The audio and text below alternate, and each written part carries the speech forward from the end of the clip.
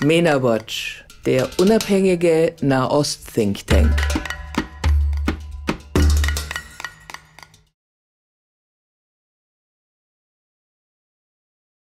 You briefly mentioned at the beginning that the experiences of discrimination faced by Jewish and Black people, namely racism and anti-Semitism, are frequently played against each other.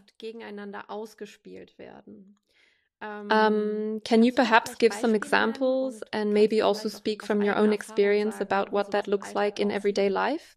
Okay. For one thing, I mean, wholeheartedly try to supporters of the Intifada, Israelis and Jewish people in general are depicted as white settlers. Yes, portray them, right, and talk about colonialism and exploitation, etc., in the hope that there are foolish Black individuals who might fall for it and then use it as a means, as an outlet to express their resentment towards white people. Therefore, Jewish people should be excluded. Ihre Antipathien gegen Weiße, also jüdische Menschen sollten als So according to this perverse narrative, Jewish people were intended to serve as a projection surface for the antipathies of Black individuals, enabling Black people to be able to rid themselves of their anti-white animosities and prejudices. And simultaneously, the individuals who are against the white individuals, who are against Israel, they would derive some benefit from that, wouldn't they? That sounds really primitive, primarily because, well, it actually is, isn't it? It truly is quite primitive. The hope is that this coded language through memes, tropes, stereotypes, prejudices, and so forth, which isn't profound but is at the same time highly evocative, will be used to incite.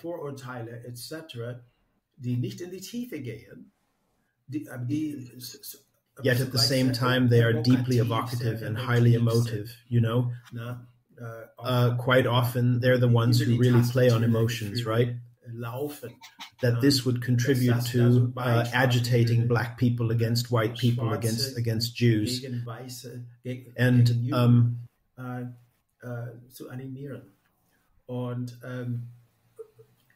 In my view, there's populism at play, along with left dogmatic demagoguery and agitation. This calculated strategy aims to disrupt the vital connections between both groups, deliberately sowing discord and undermining unity for specific agendas. Parallels, as I said, there are parallels in the way this is being done. And lastly, the white people, the white saviors, who believe that the war against Israel, and it was indeed a war of aggression, it continues to be a war of aggression by Hamas against Israel. Israel is merely defending itself from this assault. In the context of this war of aggression, many individuals assert that this marks a significant stride in the decolonialism movement. And decolonialism is a word that they believe that Black people would make a fuss for this and blow things up and so on and so forth, and not really think about, okay, what's actually going on here, who is truly being liberated by whom, and so on and so forth. Are there specific times when it became strikingly apparent to you that the experiences of Black and Jewish histories are intertwined? Yes, there is that one specific moment constantly, which is always persistently, continuously. It's like cogs interlocking. They turn and they rotate, yet they remain connected to one another. There are breaks as far as harmony is concerned, time and again. For example, Cray Crown Heights. This is an issue that I also cover in the book. Also, for example, the noticeable presence of Malcolm X within the broader landscape of the civil rights movement and so on was quite unsettling.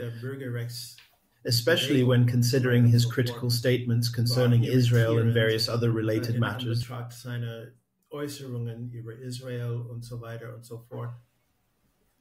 He was basically seen as the counterpart to Martin Luther King, who had spoken favorably about Israel quite openly, but in a complimentary way, and not from the perspective that Israel must be attacked at every given opportunity or be considered a white colonial society, and view it that way. Also, after the Six-Day War, he clearly stated that Israel was a beacon of democracy.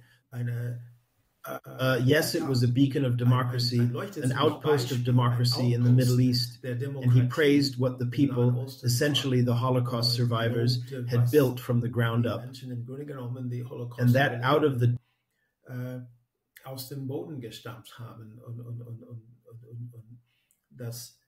desert, an oasis of democracy had been built from the ground up. There were strong connections between Martin Luther King and the Jewish community. Malcolm X was on a completely different path. He journeyed to Gaza, but he did come from Gaza somewhat contemplatively. He also started to entertain doubts regarding the pro-Palestinian movement concerned and whether it was truly in the black movement's interest and so on and so forth.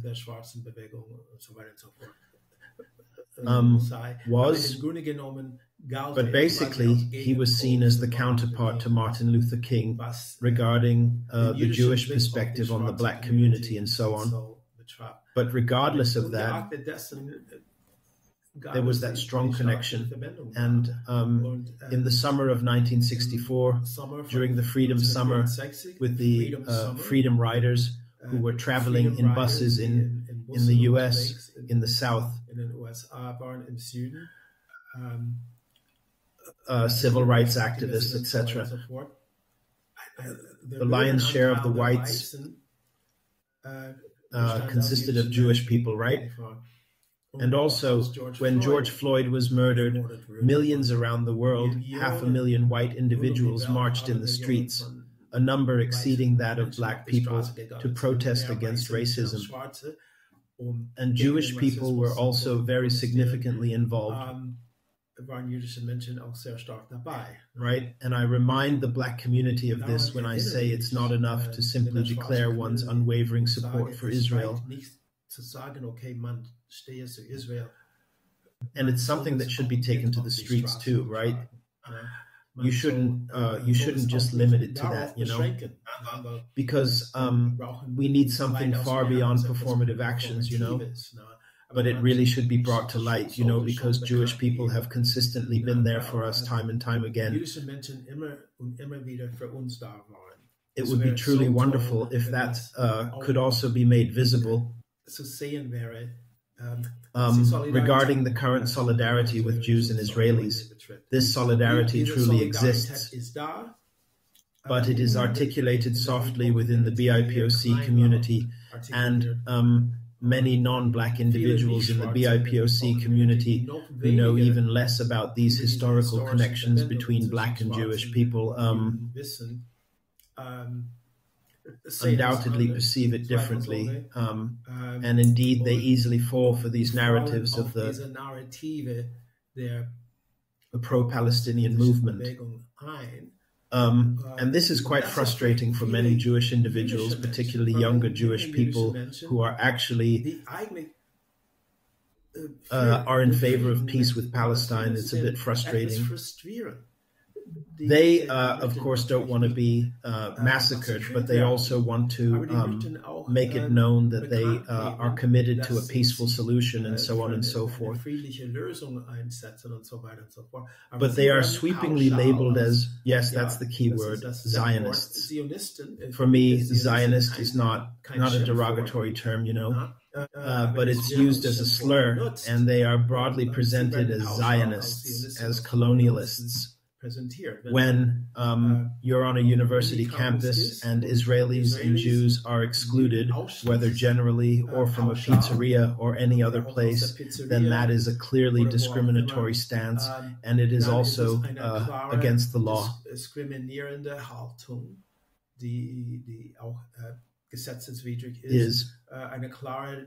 It's a clear declaration that hatred prevails in this situation. Hate is the deciding factor here, not differentiation, you see?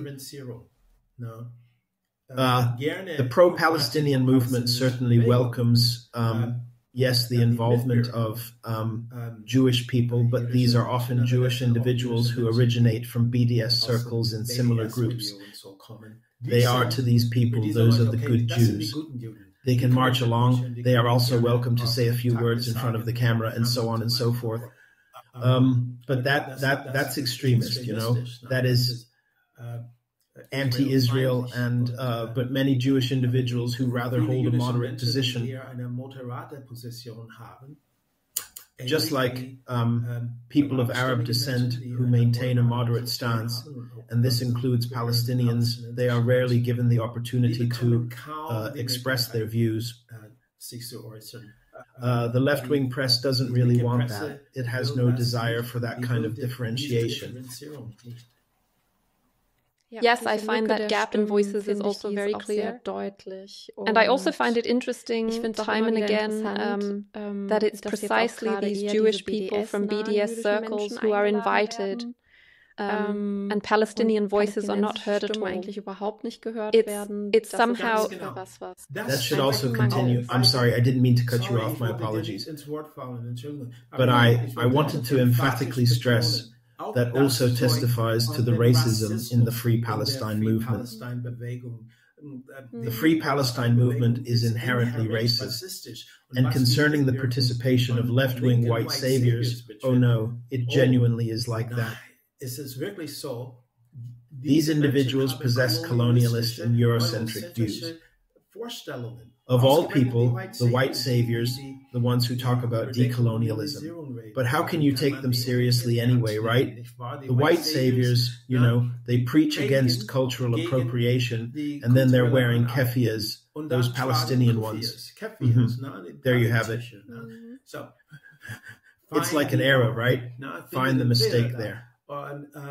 And but there is so much racism there. They are not genuinely interested in letting marginalized people have their say. And so they prioritize other white people, as well as BDS Jews. They are given preference, along with moderate Palestinians who are prepared to state, hey, we really should publicly denounce the terror attack against Israel, you know. If one says the movement doesn't do that, people will say, yes, it does.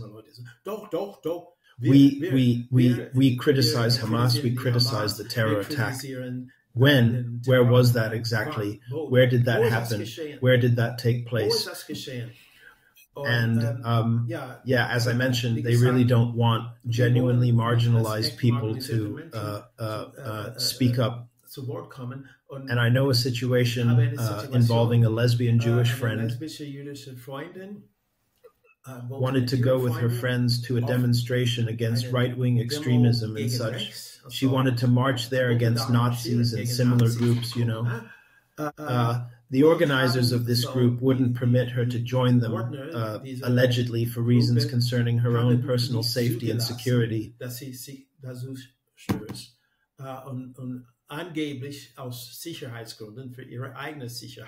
The truth is, she had the Star of David displayed in rainbow colors there, and that was deemed too colorful or too much for them.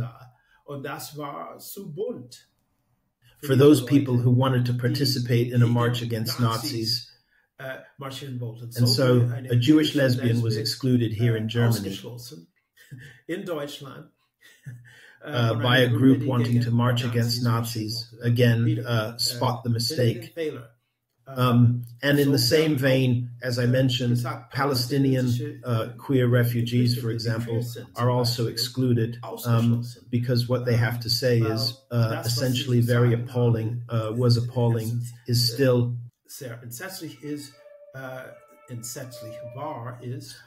And it goes against the narratives of the group, and it's this racism of low expectations that's truly behind it. These white saviors who are active within this group, who are active, want to make sure that their interests are adequately represented and safeguarded.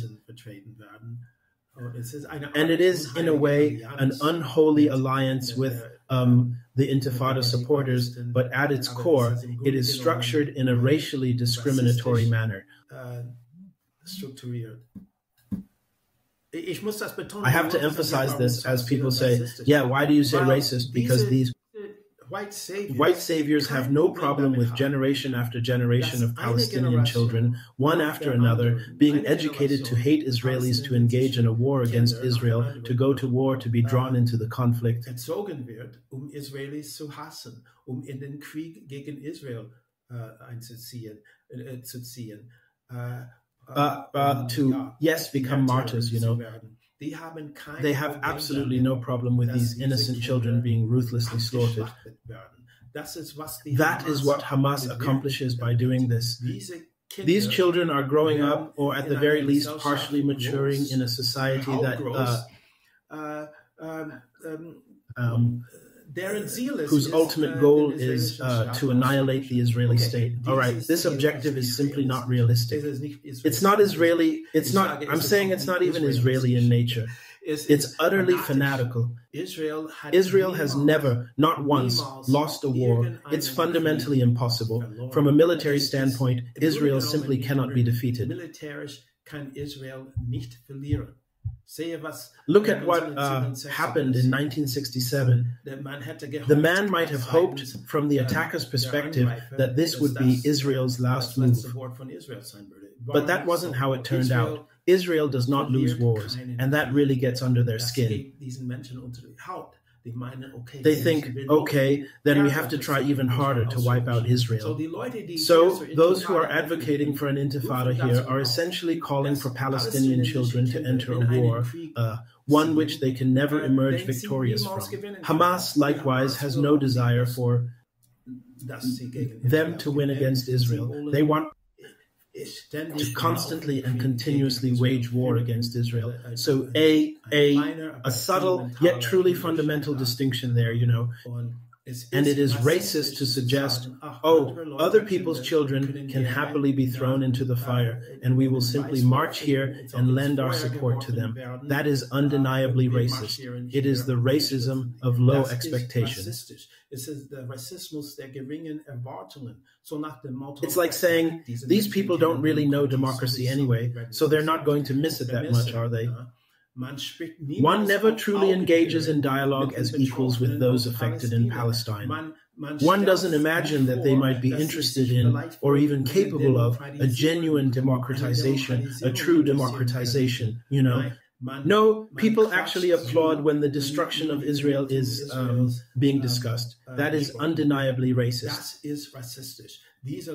These people, these children, don't stand a chance. I apologize, but I really felt compelled to say that. No, thanks for explaining that again, because I think structurally it's just not clear to many why it's racist, and I think it's an important topic. We've covered many points that are also discussed in your book. We've sort of scratched the surface, I'd say. And now, to come to a close, I'd like to briefly talk about your book. Specifically the feedback you've received so far. Has there been any feedback or reactions to your book that surprised you, either positively or negatively? I actually received quite good reviews right from the very first edition. And the newspapers found it to be excellent. Additionally, the online reviews and other feedback have been very positive. There is, precisely because the book is so well received, a counter-movement by people who accuse me of representing the Free Palestine movement as something dangerous. portraying the Free Palestine movement as something quite dangerous, and there is a certain element of truth to that statement. Firstly, it is dangerous, and secondly, I also present it as such in my work. Well, because, as I've mentioned, my focus is on identifying the underlying structures of hatred and racism.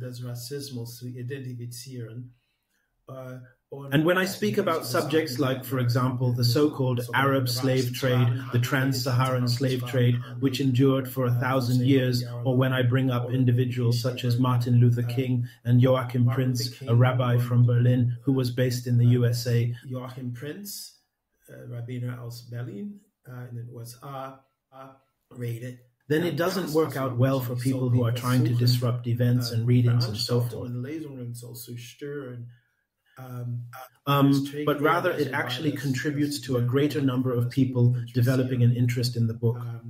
And given that it's fundamentally quite a novel concept for a lot of individuals, it is. Many people read it, and I've received very good reactions from individuals who appreciate how it is structured and how the story is told. I want these experiences to be palpable, to truly resonate, so that you can almost, people can almost experience it firsthand, so they can truly understand what it's like to be in that situation. And I also want to address and clear up some existing prejudices and misconceptions. I actually pose this very question in the book, and here's just another little spoiler. Okay, so I asked this question in the book. Could you tell me what exactly is the distinction that lies between a neo-Nazi and a white savior? And the answer is, the neo-Nazi, he already knows that he is in fact a racist. That's really quite harsh to consider. However, it is also quite true, isn't it? In that regard, I naturally differentiate between those who act as white saviors and genuine white allies. We in the Black community genuinely need, desire, and heartily welcome white allies, people who will march with us. Those who participate, who get involved, with whom we can also speak frankly, and they with us. People who are also allowed to make mistakes because they are genuinely interested in building something good together. The white savior, on the other hand, who likes to present themselves as left-wing or progressive, or allows themselves to be portrayed as such, or even pretends to be, is actually more driven by egoistic aspirations, and isn't genuinely interested in liberation or decolonization or anything of that sort. He is more interested in performative solidarity, in superficial matters, and attempts to act as a mediator. But fundamentally, he is not genuinely interested in contributing to the liberation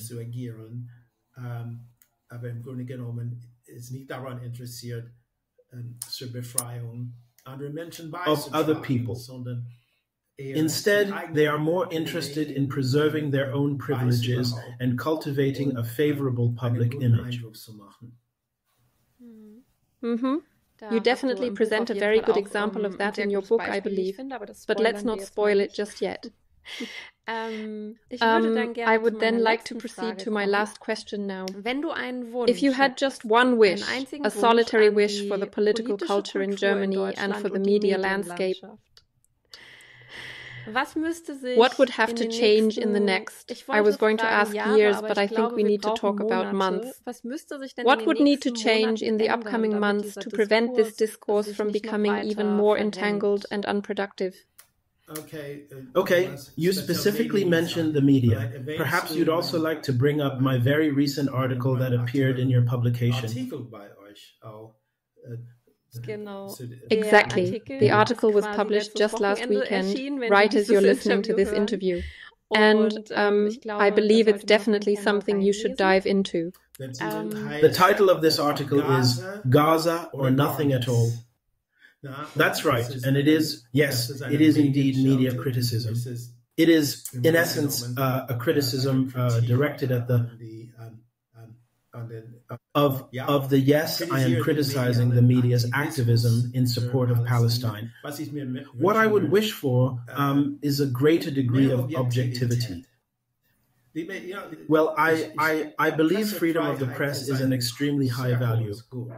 And my colleagues, they should be able to write whatever they feel they want to write. You know, I'm absolutely against censorship. I would hope that they discover how truly liberating and freeing it is to adopt an objective perspective. When you are truly objective, then you don't have to obey anyone. You only have to obey the truth, right? The truth, the facts, the figures, and so on. And there are representations and narratives prevalent within the media landscape. I'm aware of this because over the years I've written for various newspapers, even here in Germany, from niche publications all the way to mainstream ones, you know? And when it comes to Israel and Gaza and all of that, there are so many prejudices and stereotypes, some of which are actually some are born of pure ignorance, while others arise from sheer indifference. People often fail to verify.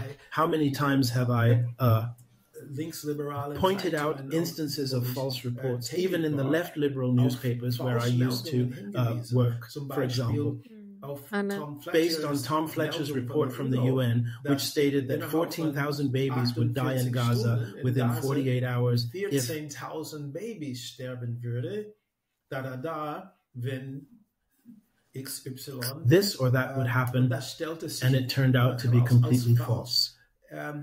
Later, it was clarified that he actually meant not within 48 hours, but rather that over the course of 1 year, 14,000 children, not exclusively babies, would perish. That is incorrect. Would become very ill. Also terrible, also terrible. If it can be avoided, that would be great. That's also bad, but not 48, not 14,000 babies in just 48 hours. And when this correction, when this clarification was made, the media was mostly not particularly interested in emphasizing that.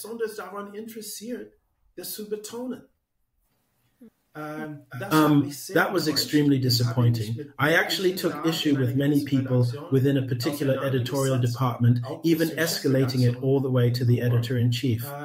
And the general reaction was, well, it's out there, it's public knowledge now. It was sort of like they'll always just find something else to report on. Or to put it another way, when I emphasize that people are constantly talking about and claiming that thousands, indeed tens of thousands of people in Gaza will perish from starvation.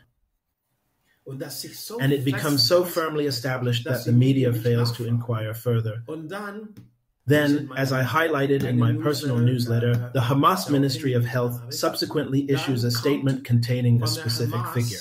Vom Gesundheitsministerium der Hamas, die Angabe from ever since October 7th, since the conflict began, and up until August of this year, 313 people have unfortunately died from hunger in Gaza. That's 313 individuals. Not 313,000, not 31,300, not 3,130. 313. Yes, for the families affected, it remains a tragedy. There's nothing positive about it at all. However, since the start of the conflict, there have been only 313 casualties, not tens of thousands. Hamas itself states this. Hamas itself acknowledges it, right? And The media really should have been prepared to disseminate that information. They disseminate so many different pieces of information from the Hamas Ministry of Truth, don't they? But of all things, this specific point, this particular detail, actually contradicts the prevalent narrative of thousands of people supposedly starving to death. In a country where there's only one Nutella shop, among thousands of people who are perishing from starvation, from hunger. That is false. Well, and the fact that Hamas published and clarified that was barely picked up at all. And I would really hope that there is this willingness for both sides to publish incriminating and exonerating information, and then leave it to the readers and the viewers to decide what to believe as they deem appropriate according to their own gut feeling. But only after the facts are completely revealed and not when certain details are hidden because they don't quite fit the narrative, you understand. I would truly hope that the press reaches this level of maturity, because up until now, when viewed collectively, it's not the entire press, of course. I also don't want to make a sweeping generalization, but viewed collectively, we truly need to move forward, because what one witnesses there is quite pathetic. And if one looks back 80 plus years and reads certain newspapers here in Germany, I don't need to mention their names, and sees the kind of prejudices that were disseminated against Jewish people. It's a blood libel, a ritual murder legend. Then one reads what is being written about Israel today, claiming mass murder has been committed and other atrocities, without Hamas facing any criticism, without any exonerating information being published, and without it being pointed out that Hamas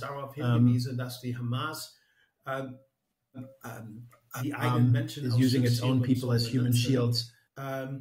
Well, that's unprofessional, and it will be seen as very, very, yes, when people look back in the future, they will undoubtedly ask, did they really fall for that again?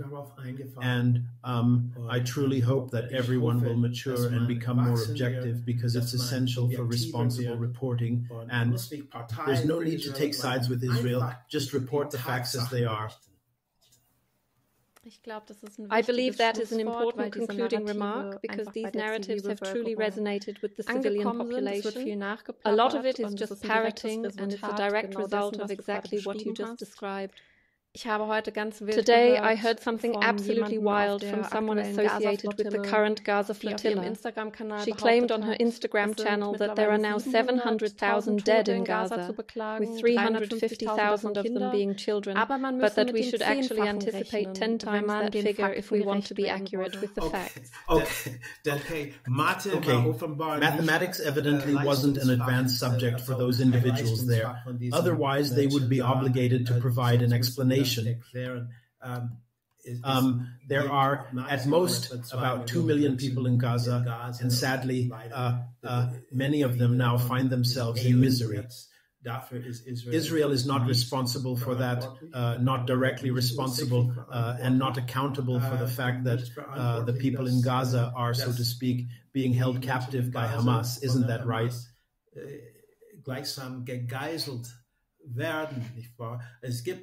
There is misery in Gaza, but one must also take into account this reality. There exists a nation in the Middle East region where Jewish people and 2 million people who are of Arab descent can live together in relative peace and harmony. This state is called Israel.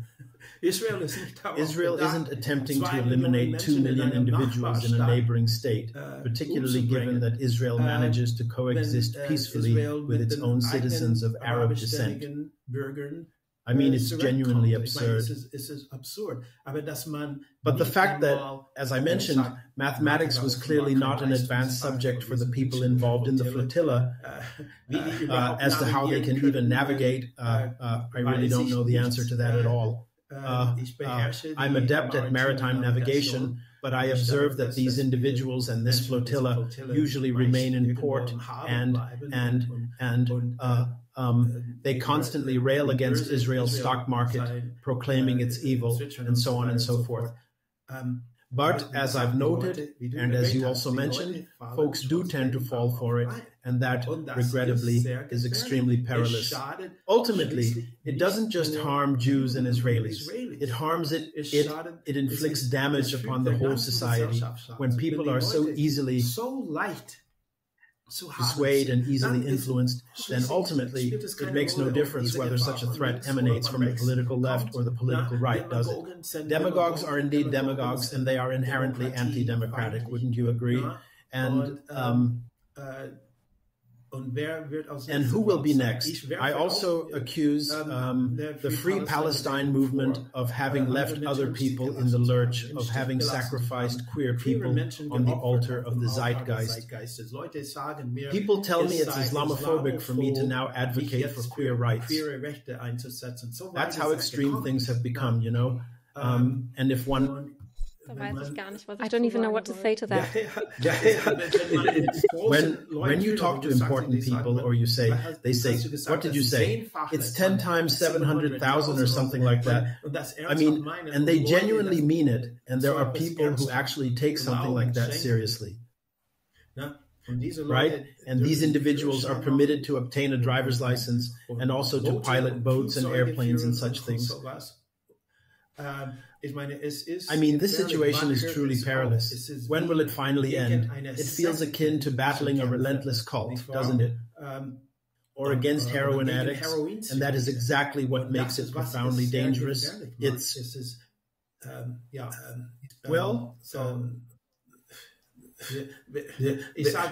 I'd say we truly need a wake-up call, you know, like they say in English, a wake-up call, right? We truly need that wake-up call, because people are now in a state that I would describe as being in a trance, or even, yes, experiencing hallucinations. Or perhaps in this age of post-competence, we are losing our way. Yes, that too. But as I said, where does it end?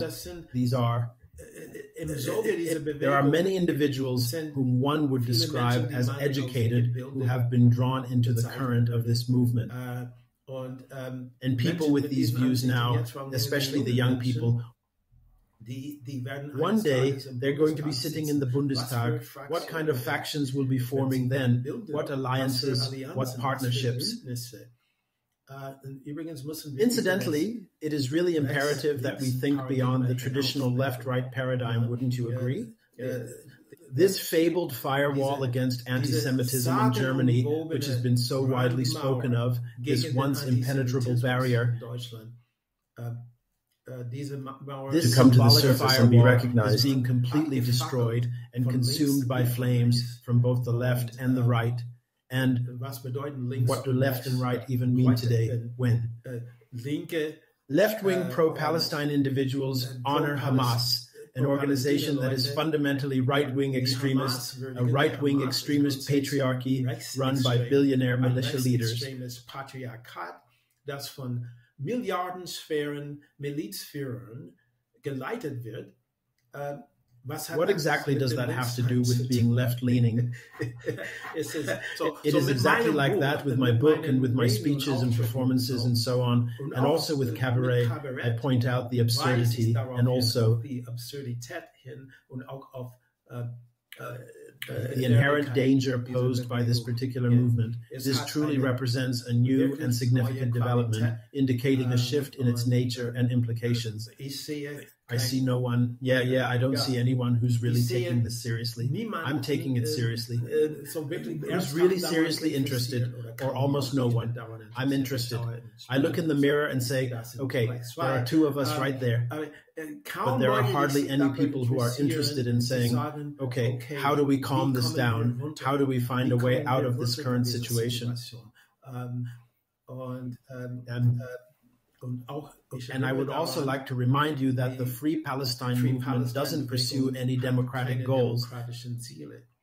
They don't discuss what kind of women's rights, what LGBTQ plus rights, or what child protection rights they would implement. Bürgerrechte, civil rights.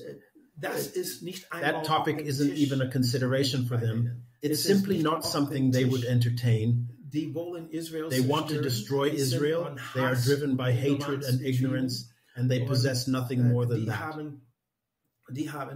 They truly don't have any further plan in mind.